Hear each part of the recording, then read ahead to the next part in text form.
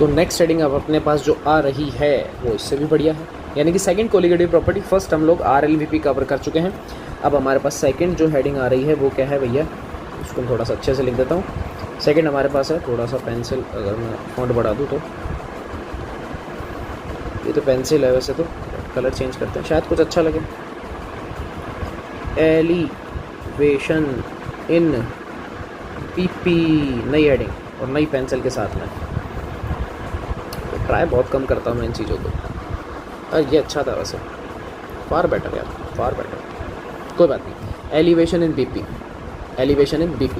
अब इसका मतलब क्या है वो भी समझ लो भैया। इसको थोड़ा सा कम, अरे कहाँ गया, इसको थोड़ा कम कर लेते हैं।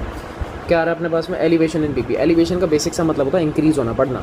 क्या बढ़ाना है, BP, बॉइलिंग पॉइंट बढ़ाना है। इसका मीनिंग समझ लेना, बॉइलिंग पॉइंट है, बॉइलिंग पॉइंट, ठीक है, बॉइलिंग पॉइंट। ये पेन से भाई कलर अच्छा चल रहा है वैसे, तो मस्त कलर है। जर्नली हम यूज़ क्या करते हैं, ये वाला यूज़ करते हैं वैसे जर्नली का, ठीक है। हम इसी पे ही आ जाते हैं, बॉइलिंग पॉइंट है, ठीक है। सिस्टम क्या हो समझ लो। सबसे पहले तो BP क्या होता है, आपको BP की डेफिनेशन पता होनी चाहिए कि बॉइलिंग पॉइंट क्या होता है। अगर आपको इसी की डेफिनेशन नहीं आएगी तो फिर दिक्कत होनी है। अब ये क्या होता है, BP जो होता है आपका सिंपल सा है, eight that temperature, eight that temperature, मतलब उस टेम्परेचर की बात हो रही है जहाँ पर वेयर एटमॉस्फेरिक, यही ना भाई, पक्का सही लिख रहा हूँ ना। अरे ये क्या लिख दिया मैंने, नीचे कर देते हैं ना, चलो कोई बात नहीं। एटमॉस्फेरिक प्रेशर, इसको मैं उठा के नीचे ले आऊँगा, अपना क्या जा रहा है तो यार, घर की खेती अपनी तो। एटमॉस्फेरिक प्रेशर जो है सिंपल सा है, किसके इक्वल होना चाहिए, ये होना चाहिए अपने पास में वेपर प्रेशर ऑफ लिक्विड, यानी कि जिस टेम्परेचर के ऊपर, कहाँ गया ये रहा ग्रीन कलर, और ये हमारे पास में एटमॉस्फेरिक प्रेशर। इसका मतलब जिस टेम्परेचर के ऊपर एटमॉस्फेरिक प्रेशर और वेपर प्रेशर आपस में बराबर हो जाए, जिस हीट जो तुम हीट कर रहे हो, जैसे अपन बोलते हैं कि पानी का बॉइलिंग पॉइंट है 100 है, कोई दिक्कत नहीं है। इसका मतलब ये हुआ कि अंदर से जो बॉइलिंग हो रहा है, अंदर से जो वेपर बन रही है, और बाहर से जो प्रेशर जनरेट हो रहा है उस कैप के ऊपर, ये दोनों आपस में बराबर है। इसी को बोलते हैं क्या BP, बॉइलिंग पॉइंट। इसको अपन क्या बोलेंगे, BP पॉइंट, ठीक है। लेकिन कंडीशन याद रखना, अपन ने क्या लिखा था, एट दैट टेम्परेचर, यानी कि उस टेम्परेचर की बात हो रही है ये। अगर वो टेम्परेचर ही नहीं होगा तो फिर तो क्या ही बात कर लोगे तुम लोग, ठीक है। अब इसका मेन सिनेरियो समझते हैं। सेम डायलॉग है, सेम रिपीटिशन है, जो कि मैं ऊपर से कट कॉपी पेस्ट मारूंगा। पहला डायलॉग तो यही है भैया, ये रहा, when a non volatile solute, ये कॉपी, नीचे आ जाते हैं वापस से, हम भी आलसी तुम भी आलसी, ये लो, ये मैंने इधर लिख दिया। सेम वही scenario, when a non volatile solute is added in pure solvent then decrease, यानी कि लोअरिंग अपन ने लिखा था कि इसके अंदर vapour pressure, lowering vapour pressure. Vapour pressure क्या हो रहा है, कम हो रहा है, बस मुझे डेफिनेशन भी हटाना है। ये लो हट गया, क्या लिखा, lowering vapour pressure of solution then increase in boiling point is known as elevation in BP। क्या बात समझ में आ गई, known as elevation in BP। इसी को अपन बोलते हैं elevation in BP, इसी को क्या बोलते हैं अपन, elevation in BP। अरे भाई तेरा टॉट पकड़, इसी को क्या बोलते हैं अपन, एलिवेशन इन BP बोलते हैं, ठीक है। अब इसी को ही सेम सिनेरियो जो मैंने ऊपर चार्ट बनाया था सेम, इसलिए मैंने वहाँ पे चार्ट आपको अच्छे से एक्सप्लेन किया था ताकि आपको कोई प्रॉब्लम ना हो, क्योंकि वो चार्ट ही रामबाण इलाज है हर चीज़ का। अगर वो आपको आ गया तो आपको सब कुछ आ गया।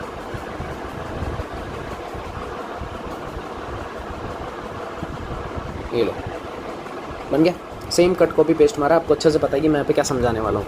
समझ लो बस ध्यान से, अगर वो समझ लिया आपका काम हो जाएगा, वो समझ लिया आपका काम हो जाएगा, ठीक है।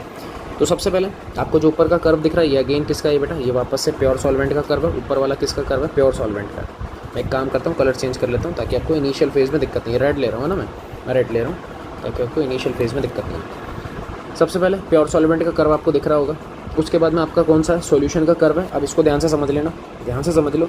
स्टार्टिंग में वही सीन है कि हो क्या रहा है एक्चुअलिटी में, वह ना नॉन वोलेटाइल सॉल्यूट को जब आप ऐड करोगे तो वेपर प्रेशर सॉल्वेंट के रेस्पेक्ट में क्या हो जाता है, डिक्रीज़ हो जाता है। तो पहले प्रेशर ज़्यादा था, बाद में क्या हो गया, कम।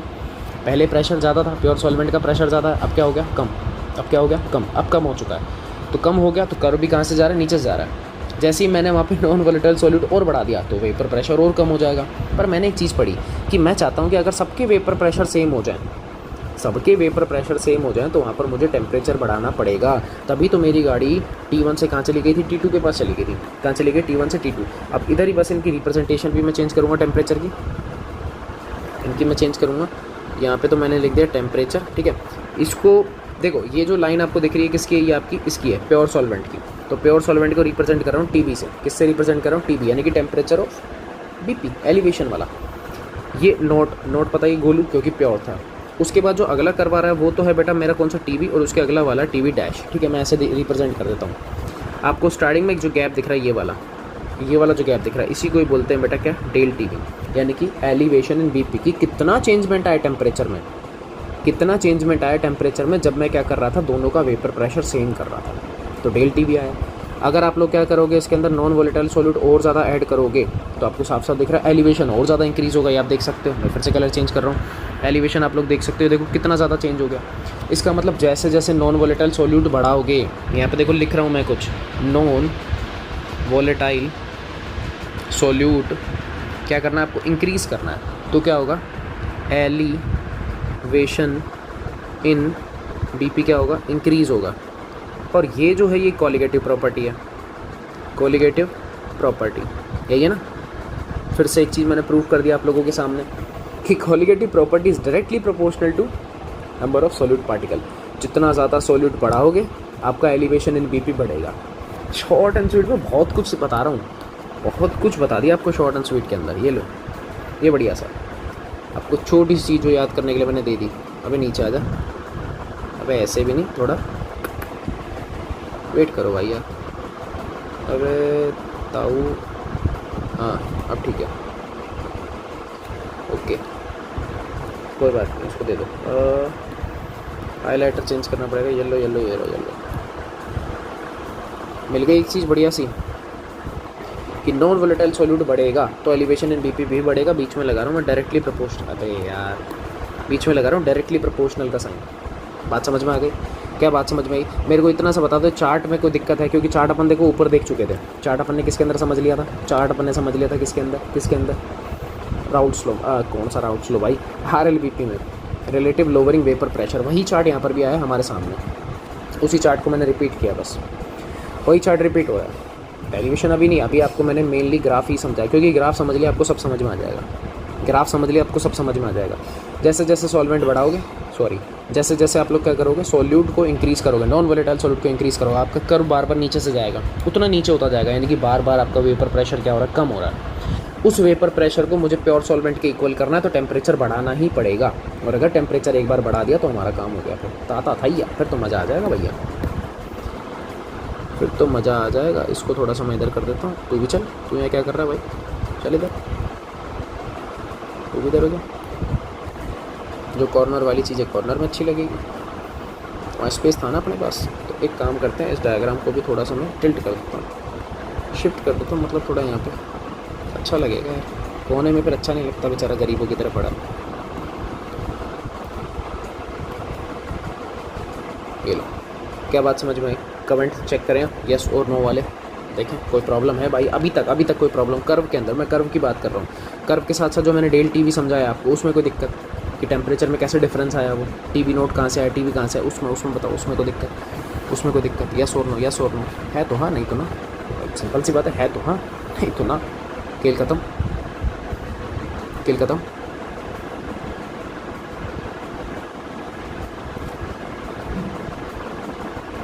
बहुत बढ़िया, शानदार, अति उत्तम, गुड यार, मज़ा आ रहा तुम लोगों का रेस्पॉन्स देख के कि सर इतना इजी वे में समझा रहे हो भाई, बहुत बढ़िया यार, बहुत बढ़िया, थैंक यू यार। कर्व से जल्दी समझ में आता है, बहुत अच्छे यार, बहुत बढ़िया, गुड जॉब यार, गुड जॉब, बहुत बढ़िया, गुड जॉब। तो अब देखो, अब अपन करने क्या वाला है, अब अपन डेरिवेशन कर रहे हैं सिंपल सा। तो अपने को पढ़ना क्या है वो देखो, यहाँ पे आया कि अपन ने डेल TB निकाल लिया, क्या आया था, TB नोट माइनस का TB। अरे यही तो आएगा, सही लिखा है, गलत लिखा है? चलो देखते हैं, तुम्हारा एक बार चेक कर लेते हैं। अभी कहाँ है भाई, ये ना, हाँ नहीं नहीं नहीं, ये रहा ये रहा। सिंपल सा, आपसे मैंने पूछा भाई डेल टी वी क्या है, तो high temperature minus lower temperature, तो माइनस क्या होगा, T V minus T V naught सही है या T V naught minus T V सही है, ये बता दो बस। T V minus T V naught या T V naught minus T V? Obviously यार, T V minus T V naught. और ये डायरेक्टली प्रोपोर्शनल होता है किसके, मोलैलिटी के, मोलैलिटी के। किसके प्रोपोर्शनल है, मोलैलिटी। इसका मतलब आप लोगों का काम हो गया कि भैया del T V is equal to, proportionality का साइन आएगा तो कुछ ना कुछ सिंबल तो आने वाला है।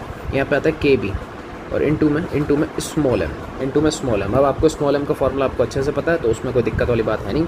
ये होते हैं मोल ऑफ सोल्यूट अपॉन में मास ऑफ सॉल्वेंट, और ये मैंने लिख दिया किसमें, के जी में। अगर आप जी में चलाओगे तो 1000 से मल्टी कर लेना, कोई दिक्कत नहीं।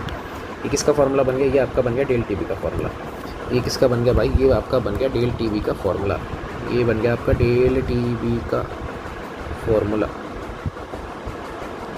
आपका डेल टी वी का फार्मूला बन गया। इतना सही चाहिए था अपने को, खेल खत्म, पैसा आ जाओ, खेल खत्म और पैसा आ जाओ। ये लो, के बी कौन है, डेल टी वी कौन है, इसको तो बोलते हैं एलिवेशन इन बी पी, जिसका फार्मूला आपको दिख चुका है। इसका फार्मूला होता है डेल टी वी का इक्वल होता है T B minus T B naught, यही है। इधर भी रिप्रेजेंटेशन कर देता हूँ। ये टी बी कौन है और टी बी नोट कौन है। टी बी नोट तो है मेरे पास में बी पी ऑफ या टेम्परेचर ऑफ, जो अभी आपको लिखना है, बी पी लिख लो या टेम्परेचर लिख लो, एक ही बात है। Temperature of pure solvent. और ये कौन है नीचे, नीचे वाला कौन है, ये है अपने पास में बी पी ऑफ सॉल्यूशन। ध्यान रख लेना, सॉल्यूशन की बात हो रही है, ठीक है।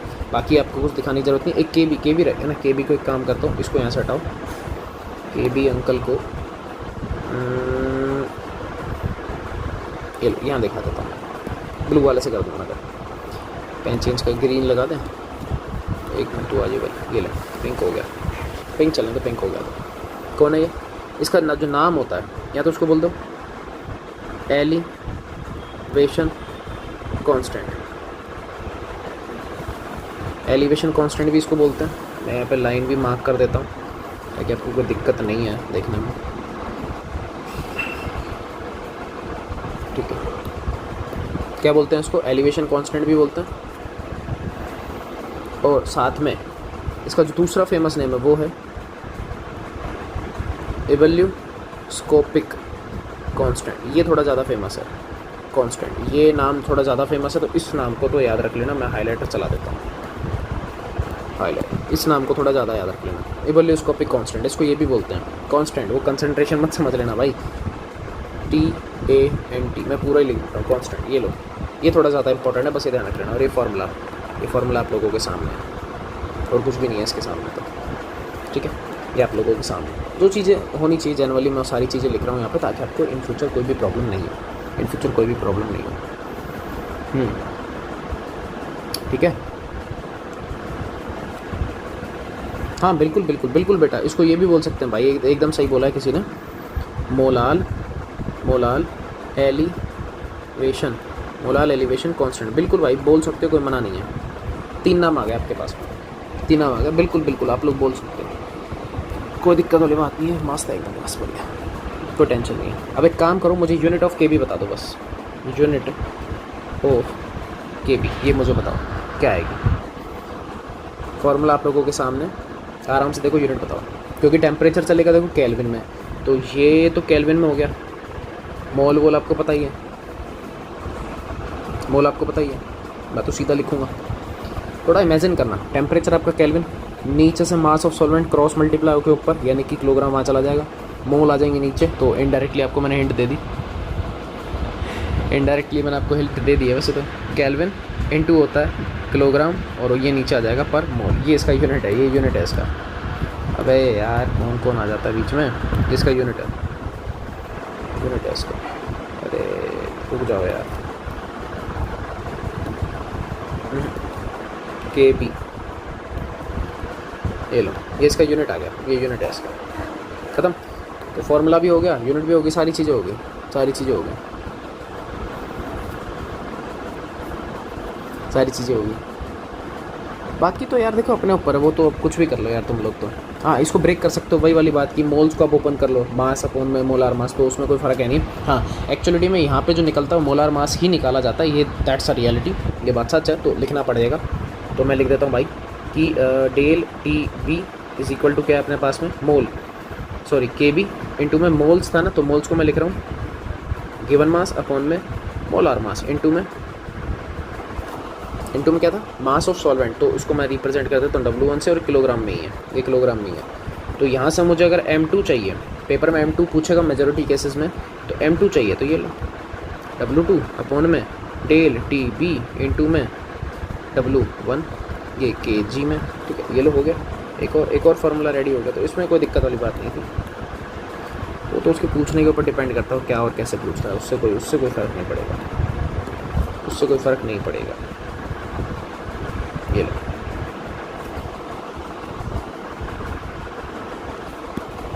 और यहाँ पे मैं थोड़ा सा और चेंजमेंट दिखा देता हूँ। अरे हो गया, ठीक, बस हो गया काम, ध्यान रखो इन चीज़ों का। तो एक और डेरिवेशन तुम्हारे पास अभी खत्म हो चुका है, जो था एलिवेशन इन वीपी। बहुत सिंपल वे में तुम्हें समझा, अगर तुम्हें आर एल वीपी का कर्व समझ में आ गया था ना, तो एलिवेशन में कहीं प्रॉब्लम नहीं आएगी, एलिवेशन में कहीं प्रॉब्लम नहीं आएगी। अगर तुम्हें आर एल वीपी का कर्व मस्त से आ गया ना, फ़र्क ही नहीं पड़ता ये अच्छा था बुरा था, एकदम बढ़िया तरीके से करवा दिया तुम लोगों को, एकदम मस्त तरीके से करवा दिया, एकदम मस्त, बढ़िया लगा तो यूट्यूब वालों लाइक शेयर सब्सक्राइब तो करना ही है भैया, तभी मज़ा आएगा। कुछ नहीं यार, उससे थोड़ा सा मोटिवेशन मिल जाता है कि भाई अपना जो चल रहा है वो एकदम सब कुछ बढ़िया है। कि कहीं कोई दिक्कत आ रही है तो कमेंट में आप बता दो मुझे, नेक्स्ट डे तो कवर होगा ही होगा यार, ऑब्वियस सी बात है, नेक्स्ट लेक्चर में तो कवर होगा, नेक्स्ट डे नहीं तो नेक्स्ट लेक्चर में हो जाएगा, पर होगा कवर तो होगा। नेक्स्ट और करें, डिप्रेशन और कर लें इसी में, ठीक है। चलो देखो ध्यान से देखना, नेक्स्ट इसमें कोई दिक्कत है तो बता दो, इसमें कोई है तो बताओ जल्दी से 10 सेकेंड्स आप लोगों के पास, आराम से बताओ, जल्दी से बताओ, आराम से भी और जल्दी से भी।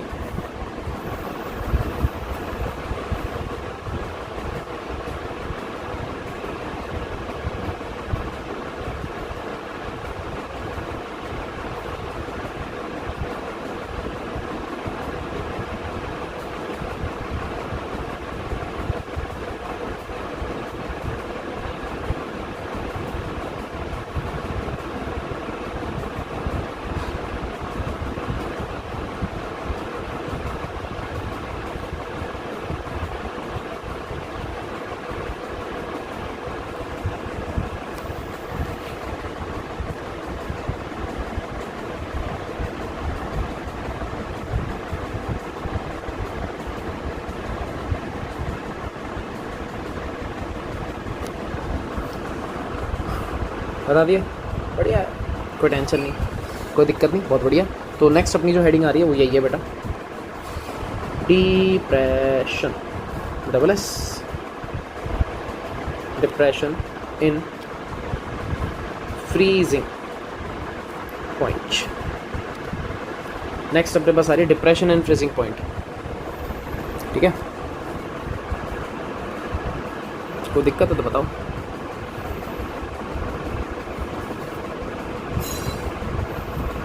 सेम इसका भी डेफिनेशन एक बार कवर कर लेते हैं कि फ्रीजिंग पॉइंट क्या होता है। ये जो दिख रहा है ना, ये क्या होता है। अगेन भाई, एट दैट टेम्परेचर वेयर यानी कि कहाँ पर हो रहा है, क्या हो रहा है, vapour pressure of liquid phase. Vapour pressure लिख दूँ,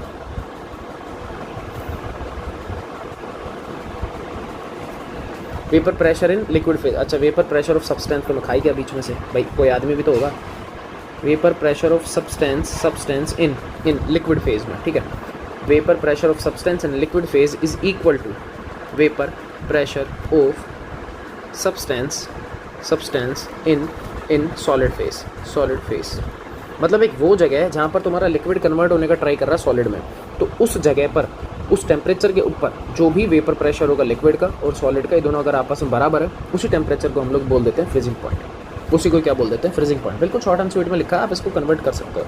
eight that temperature where vapour pressure of substance in liquid phase is equal to vapour pressure of substance solid phase is known as freezing point. चेप सकते हो यार, चेपने में तो कोई क्या हरकत थोड़ी जा रहा है। बात तो वही, घर का थोड़ी जा रहा है, चाह भी रात से जाने तो भाई, जा रहा अब जाने तो। अगेन कर्व बनाऊंगा, कर्व से ही समझाऊंगा आपको, ठीक है। छोटा सा केस इमेजिन करना थोड़ा सा, ठीक है। अगेन इमेजिन करो, उसी डायग्राम पे आता हूँ, तभी आपका इमेजिनेशन होगा। उसी डायग्राम पे मैं आ जाता हूँ। डायग्राम को थोड़ा ध्यान से देखो, टॉपिक को भूल जाओ, डायग्राम को थोड़ा ध्यान से देखो। First diagram pure solvent, second diagram non volatile solute जिसमें अपन ने मिक्स कर दिया। एक छोटा सा क्वेश्चन है, स्टार्टिंग में आपके पास लिक्विड की सरफेस को देखो, ऊपर वाली सरफेस, सिर्फ इस सरफेस को नोटिस करो, इसको ऐसे ही यहाँ पर इसको नोटिस करना है, इन दोनों को देखो बस फिलहाल, और कुछ मत देखो। फर्स्ट डायग्राम में आपके पास बहुत सारे प्योर सॉल्वेंट के मॉलिक्यूल्स हैं, उसकी वेपर भी ज़्यादा बनेगी, वेपर प्रेशर भी ज़्यादा आएगा, अपने को पता है। मेरे को एक चीज़ बताओ, इतने सारे अगर मॉलिक्यूल होंगे तो उसको फ्रीज़ करना भी थोड़ा सा ज़्यादा हार्ड होगा। फ्रीज़ करना हार्ड बोले तो फ्रीज़ करने में टाइम ज़्यादा लगेगा, आपको पता है, यानी कि हल्का सा मुझे टेम्परेचर ज़्यादा चाहिए जनरली अगर हम बात करूँ तो। सेकेंड डायग्राम को ध्यान से देखो, गिनती के पिंक कलर के 2 या 3 4 सर्कल है टोटल, देखो 1 2 3 और 4, मैक्सिमम कितने सर्कल है 4। इन 4 सर्कल को, यानी कि इन चारों से वेपर बनेगी, ठीक है। इन 4 मेंबर्स को मुझे फ्रीज़ करना है। खुद सोचो, फर्स्ट डायग्राम में टेम्परेचर ज़्यादा लगेगा या सेकंड डायग्राम में टेम्परेचर ज़्यादा लगेगा? मैंने ज़्यादा बोला इस बार, ज़्यादा पूछा मैंने, बताओ। फर्स्ट डायग्राम में टेम्परेचर ज़्यादा लगेगा फ्रीज़ करने में या सेकंड में? किस में टेम्परेचर ज़्यादा लगेगा? कम का नहीं पूछ रहा, ज़्यादा का पूछ रहा हूँ, ज़्यादा बताओ। ज़्यादा ज़्यादा किस में लगेगा? फर्स्ट और सेकंड किस में? फर्स्ट और सेकंड।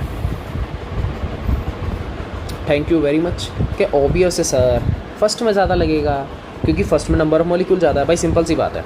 आपको बर्फ़ जमानी में घर का एग्जांपल लेता हूँ, तभी आपको जल्दी समझ में आएगा। एक छोटे से बाउल में, कटोरी में, ठीक है, छोटी सी है, बिल्कुल छोटी सी, इतनी सी, ये लो, ये मैंने बाउल बना दी। एक बाउल ये है, एक बाउल है, ठीक है।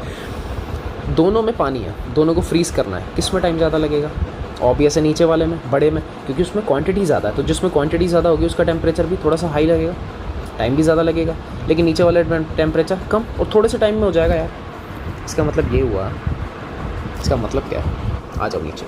अब इसको बनाता हूँ मैं कर्व, क्योंकि कर्व से ही सारा गेम प्लान डिसाइड होगा। आओ, जितना जल्दी आप कर्व को समझ जाओगे ना उतना बेटर है, मेरे लिए भी और आपके लिए भी, खासकर मेरे लिए।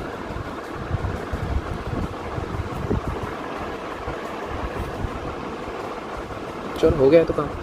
कर्व देखना मैं क्या बना रहा हूँ।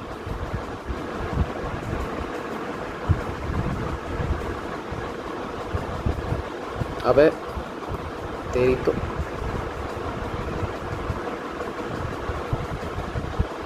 अब ठीक है, एक तो पॉइंट ये हो गया, ठीक है। एक कर्व मैं नीचे बना रहा हूँ,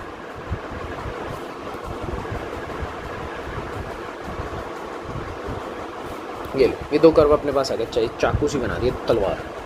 आओ साथियों, तो मैं खून किया था तुम लोगों का, ठीक है, यही है ना। अब आपको अच्छे से पता, ऊपर वाला कर्व किसका होगा? ग्रीन कलर से मैं लिख, ये तो था मेरे पास प्योर सॉल्वेंट। किस में? Liquid phase. किस में बेटा? ये लिक्विड फेज में। किस में? Liquid phase. ये जो दिख रहा है ये भी आपका प्योर सॉल्वेंट का ही है, लेकिन किस में? पता क्या लिख दिया है? सॉलिड। सॉलिड कहाँ है? Solid phase. और ये वो जगह है, ये वही जगह है जहाँ पर दिखेगा ही नहीं तुम लोगों को। ये वो जगह है जहाँ पर क्या हो रहा है, लिक्विड जो है सॉलिड में कन्वर्ट होने का ट्राई कर रहा है। इसका मतलब ये हो गया मेरा वेपर प्रेशर। ये वेपर प्रेशर वाली जगह है, ये फ्रीजिंग पॉइंट वाली जगह है जहाँ पे मेरा वो चीज़ वो कन्वर्ट हो रहा है। उसको मैं ऐसे कर देता हूँ, ये तो हो जाएगा मेरा टी बी कहाँ? इस बार टी एफ चलेगा, इस बार टी एफ, क्योंकि फ्रीजिंग एफ से रिप्रेजेंट करते हैं। ये मेरा टी एफ नोट है। जो नीचे वाला ये कर्व किसका है? ये तो भाई सॉल्यूशन का। इसमें कौन कौन है? एक तो है मेरा सॉल्वेंट और एक है मेरा इसके अंदर नॉन वोलेटाइल सॉल्यूट। ये तो गरीबों वाला आदमी, ये तो गरीबों वाला आदमी को टेंशन वाली बात ही नहीं। आपको साफ साफ दिख रहा है इस बार क्या दिख रहा है कि इस बार जो टेम्परेचर है देखो कितना कम हो गया, कितना कम हो गया। इसको मैं रिप्रेजेंट कर रहा हूँ टी एफ से। इसलिए बोल रहा हूँ कर्व बहुत आसान होते हैं और कर्व को आसानी से अगर आप समझ लो तो कोई दिक्कत नहीं आएगी। कुछ डिफरेंस दिखा? पहले टेम्परेचर था टी एफ नोट, पहले ज़्यादा था। मैंने आपको कर्व, इसीलिए मैंने आपको डायग्राम से समझाया। जैसे ही मैंने उसमें नॉन वोलेटाइल सॉल्यूट ऐड किया, मेरा फ्रीजिंग पॉइंट क्या हो गया? डिक्रीज़ हो गया, मेरा टेम्परेचर कम हो गया। तो यहाँ जो आपके पास बन रहा है अब ये क्या बनेगा, डेल टी एफ बनेगा। क्या बनेगा बेटा, डेल टी एफ बनेगा। यहाँ पे वही वेपर प्रेशर और नीचे वही टेम्परेचर, नीचे वही क्या टेम्परेचर है। इसका मतलब इस बार क्या हो रहा है, अगर मैं नॉन वोलेटाइल सॉल्यूट ऐड कर रहा हूँ तो टेम्परेचर डिक्रीज़ हो रहा है। टेम्परेचर क्या हो रहा है, डिक्रीज़ हो रहा है। फ्रीजिंग पॉइंट डिक्रीज़ हो रहा है, कम हो रहा है, क्योंकि चीज़ें ठंडी करनी है इस बार, गर्म नहीं करनी। हाँ, टेम्परेचर कम चाहिए होता है, सर्दी के मौसम में टेम्परेचर गिर जाता है। तो ये वही वाली चीज़ है। तो यहाँ अपने पास जो सिस्टम बनेगा वो ये बनेगा कि del T F is directly proportional to same वही मोलैलिटी। अब आप समझ चुके हो कि डेल टी एफ, सबसे पहले तो डेल टी एफ का फॉर्मूला बता दो भाई, यहाँ लिख देता हूँ। डेल टी एफ का फॉर्मूला क्या है, ये होएगा बेटा इस बार T F naught minus T F. Important है, बहुत ज़्यादा याद रख लेना, नहीं तो मर जाओगे। याद रख लेना इसको, नहीं तो मर जाओगे, सही में मर जाओगे। पिछली बार था T B minus T B naught, temperature बढ़ रहा था, अब की बार कम हो रहा है, ये समझ लेना। तो यहाँ पे अपने पास डेल टी एफ बन गया है, इक्वल आ जाएगा किसके, ये आ जाएगा के एफ इंटू में मोलैलिटी का फॉर्मूला सिंपल सा होता है, मोल ऑफ, ये हो जाएगा सॉल्यूट, अपॉन में आ जाएगा अपने पास में मास ऑफ सॉल्वेंट।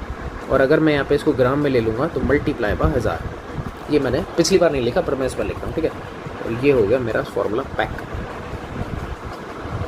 ये पैक। बात समझ गए, इजी था, इसलिए मैंने दोनों को एक साथ करवा दिया। RLBP को अलग किया था, उसका मोटिव ये था क्योंकि उसको अच्छे से समझाना था। वो समझ गए, दोनों आराम से हो जाएंगे, वो समझ गए, दोनों आराम से हो जाएंगे, ठीक है। हाँ, स्टेटमेंट सेम, कट कॉपी मारोगे, स्टेटमेंट सेम रखोगे। When a non volatile solute is added in pure solvent then vapor pressure decreases, hence freezing point decreases। अब की बार ये लिख के आओगे, कहीं वो मत चेप देना एलिवेशन वाला, भरोसा नहीं तुम लोगों का वैसे। ये लो, एक और कॉपी मारते हैं भाई, हमारा काम ही कॉपी पेस्ट से चल रहा है, हम लोगों का काम ही कॉपी पेस्ट से चल रहा है। वैसे तो इसको भी मैं यहाँ लिख देता हूँ, ये लो हो गया। अब इसमें जो एरेज करना हो कर लेते हैं। then decrease in freezing point is known as depression, क्योंकि डिप्रेशन का मतलब यही होता है कम होना। डिप्रेशन इन फ्रीजिंग पॉइंट, क्या बात समझ में आ गई? डिप्रेशन इन फ्रीजिंग पॉइंट, बस ये था। अब इसमें कौन कौन क्या क्या है बस वो आप समझ लेना। इधर मैं लिख रहा हूँ, देखो ये जो टी एफ है, ये जो टी एफ है, ये टी एफ नॉट है, ठीक है, ये तो आपको पता लगी गया। ये तो क्या है, ये है डिप्रेशन इन फ्रीजिंग पॉइंट, तो इसमें तो कुछ करना नहीं है।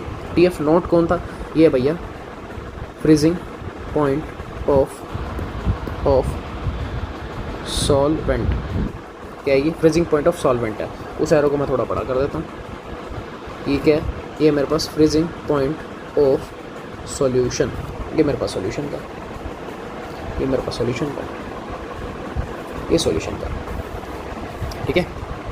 फार्मूला आ चुका है और मैं हाईलाइट कर देता हूँ जो मेरे काम का। अगेन M2 ही पूछेगा यार, इसमें भी ले देंगे। M2 आप निकाल सकते हो तो इसमें कोई बड़ी बात है नहीं। KF मैं दिखा देता हूँ, KF कौन है, यूनिट बता दो इसका। एक तो यूनिट ऑफ KF वो भी सेम रहेगा जो लास्ट टाइम था, केल्विन किलोग्राम पर मोल, वो सेम रहेगा, उसमें कोई चेंजमेंट नहीं है। कहीं पता लगे वो भी चेंज कर दिया। और इस KF को अपन बोलते हैं इस बार क्रायोस्कोपिक, CRYSO, क्रायो है ना, क्राइसो थोड़ी है, क्रायोस्कोपिक कांस्टेंट, ये वाला चलेगा अपने पास इसके अंदर। ऐसे यहाँ पे KF अगर और लगाने हैं, 2-3 नाम और भी हैं इसके, ये तो एक हो गया, और भी हैं इस गरीब के नाम। एक क्रायोस्कोपिक है, एक अपन इसको क्या बोल सकते हैं, फिर से बोल सकते हैं मोलाल डिप्रेशन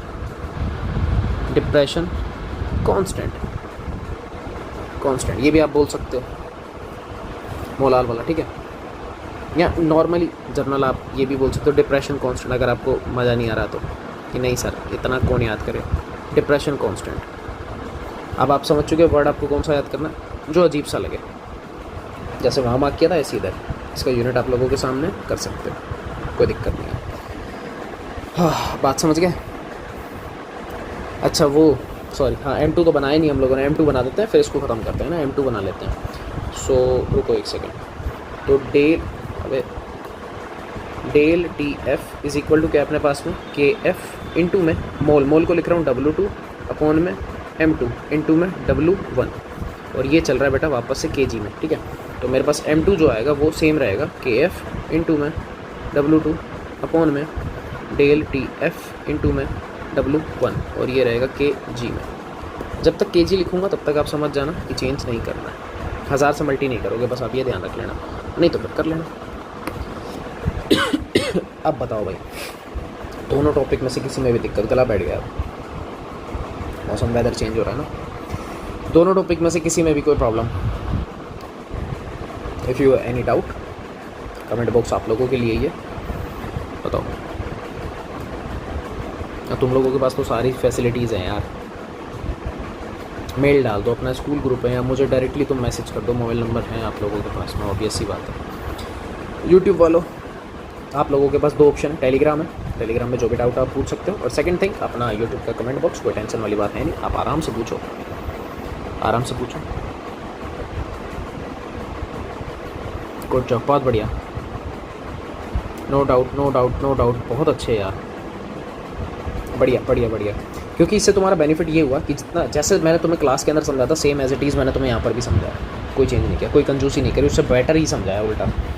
एफ़र्ट तो सारे ही लगते हैं भाई, एफ़र्ट तो कम क्यों नहीं करेगा यार, ऑब्वियस सी बात है। तो ये लो कितना मज़े से करवा दिया, ये लो बिल्कुल छोटा कर देता हूँ, इससे छोटा तो भाई नहीं हो सकता, 60% ही हो सकता है। तो डिप्रेशन आप लोगों के सामने, डिप्रेशन एंड फ्रीजिंग पॉइंट पूरा एक फेज़ के अंदर है, ठीक है। ऐसे ही आप लोगों के पास एलिवेशन बीपी था, कहाँ है हेडिंग, एरी, हेडिंग को मैं मार्क कर देता हूँ, हेडिंग इंपॉर्टेंट है।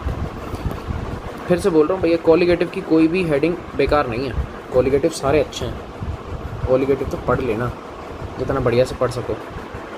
अब अपने पास एक टॉपिक बच गया, ऑस्मोसिस, ऑस्मोसिस प्रेशर, ठीक है, ऑस्मोटिक प्रेशर, और साथ में reverse osmosis, abnormal molar mass, और 1-2 डेरिवेशन छोटे से 1-2 फैक्टर जिसको अपन बोलते हैं। ये कोशिश करते हैं नेक्स्ट या उससे नेक्स्ट लेक्चर में ख़त्म हो जाएगा, कोई दिक्कत वाली बात नहीं है। चलो फिर अगर कोई डाउट नहीं है तो फिर अपन मिले नेक्स्ट वीडियो में, नेक्स्ट लेक्चर में बात करें फिर। चलो बहुत बढ़िया बहुत बढ़िया, थैंक यू वेरी मच, इतने मज़े से पढ़ रहे हो यार, तो बस ऐसे ही मन लगा के पढ़ते रहो, मुझे भी थोड़ा सा मोटिवेशन मिलता रहेगा।